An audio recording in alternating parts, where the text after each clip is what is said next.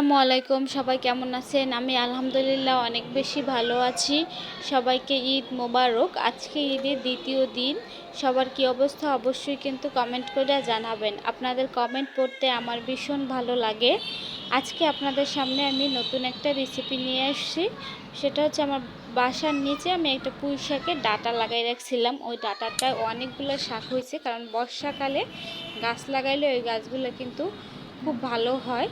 পুঁই শাকের পাতাগুলোও অনেক বেশি ভালো ছিল, তাই আজকে তাজা তাজা পুঁই শাক দিয়ে আলু দিয়ে আমি ভাজি করব। সবসময় তো পুঁই শাক দিয়ে আলু বা চিংড়ি মাছ দিয়ে রান্না করি, আজকে একবারে শুকনো শুকনো ভাজি করব।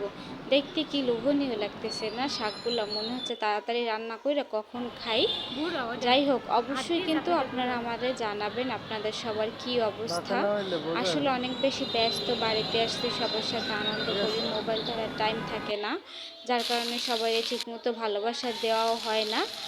আশা করি কেউ আমার ভুলে যাবেন না, আমিও ইনশাল্লাহ কাউকে ভুলবো না। কুমিল্লায় যাইয়ে আবার আগের মতো সবাই অনেক অনেক ভালোবাসা দেওয়া হবে। তো কথা বলতে বলতে দেখেন আমার রান্নাটা কিন্তু শুরু করে দিছি। আমি শাকগুলা কাইটা ধুইয়া এখানে অ্যাড করছি তেল, পেঁয়াজ, কাঁচামরিচ ভাইজা, তারপর এখানে সামান্য একটু হলুদের গুঁড়ো আর লবণ দিয়ে আমি ডাঁটা আলুটা ভাইজা নিব। ডাঁটা আলুটা একটু সেদ্ধ হতে সময় লাগে, আমি এই জন্য আগে দিছি। আমি কিন্তু এখানে আর অন্য কোনো মশলা দিব না, কারণ শাকে আমার মনে হয় বেশি মশলা দেওয়ার কোনো প্রয়োজন হয় না, তাহলে শাকের যে আসল যে ফ্লেভারটা সেটা আর কি থাকে না। আমি যে কোনো জিনিস একটু মশলা কম দিই, আর তাজা জিনিস হলে তো আমি একবারই মশলা কম দিই।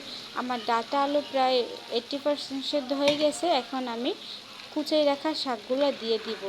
শাকগুলো দিয়ে আমি 10 মিনিটের জন্য রান্না করে নেব। তো সবার ঈদ কেমন কাটলে অবশ্যই কিন্তু জানাবেন। আমার কিন্তু এবছরে ঈদটা মাশাল্লাহ অনেক বেশি ভালো কাটছে। ফ্যামিলির সাথে একসাথে মিলে ঈদ করার মজাটাই কিন্তু অন্যরকম।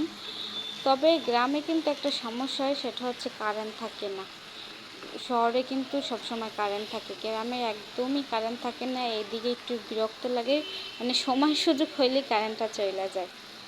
যাই হোক, আমার ভিডিওটা কিন্তু বেশিক্ষণ না, এ পর্যন্তই।